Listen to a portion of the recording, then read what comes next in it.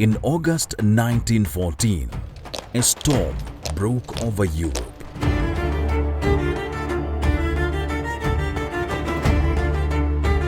But the thunder of its guns would echo farthest in a place few in London or Berlin had ever seen. This is the story of the longest continuous campaign of the First World War, a war not for victory, but for survival.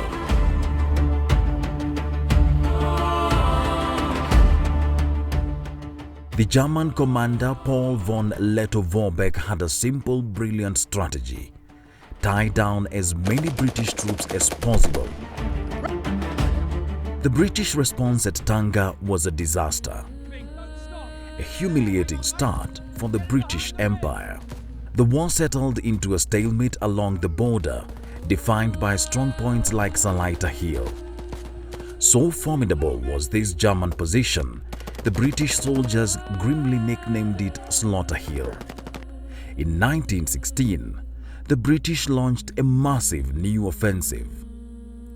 This meant moving vast armies which required a massive logistical engine. That engine was the Carrier Corps.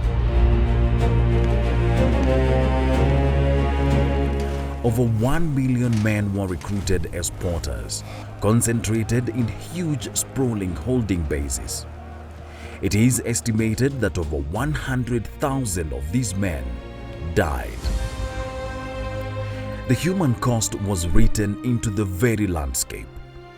This ancient baobab tree in Taveta, known as the Sniper Baobab, still bears the bullet scars from German marksmen who used its height to dominate the battlefield, a silent witness to the close-quarters combat that defined this front. But the soldiers and carriers were not the only ones uprooted. The Kasigao people of Taita Taveta were moved over 300 kilometers away to Kilifi. To sustain this human engine, the war turned into a systematic campaign of ecological consumption. It fed itself on the region's natural wealth with devastating long-term effects. The forests were the first to fall. Thousands of acres were stripped bare for fortifications, the railway, and to fuel the endless demands of steam engines and field kitchens. Coastal mangrove ecosystems were ravaged. With supply lines stretched to breaking point, professional hunters were enlisted. It is projected that over 100,000 large animals were slaughtered to feed the armies, devastating wildlife populations and robbing local communities of a vital food source. The land itself became a weapon and a victim. The scorched earth policy saw fertile agricultural land in the Pangani Valley and on Kilimanjaro slopes deliberately destroyed. At massive bases like Voi, the concentration of men and animals depleted and polluted local water sources, altering the landscape itself.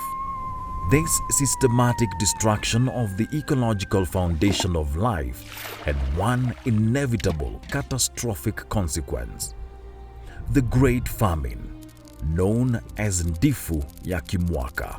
With their crops destroyed, their game herds decimated, their forests gone, and their men taken as carriers, the people had no resilience left.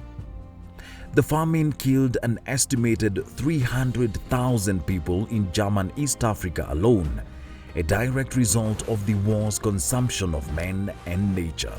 Pushed south, von Lettow-Vorbeck refused to surrender. His force became a ghost army. On November 11, 1918, the guns fell silent in Europe. But in the bush of northern Rhodesia, the war continued. On November 25, 1918 at Mbala, Paul von Lettow-Vorbeck, undefeated in the field, finally laid down his arms. The true toll is staggering, a legacy of human and ecological devastation. And how do we remember? The Commonwealth War Graves Commission maintains over 70 cemeteries and memorials. The Kariakors porters have no grand stone monuments. Their sacrifice is remembered in the very name of this festival, Kariakor, a grassroots memorial standing in quiet contrast to official memory. This was an East African war. As we gather for the Kariakor festival, we remember the sacrifice. We honor the carriers, the askaris, the displaced and the countless civilians. We remember a land consumed and a long shadow that stretched for generations.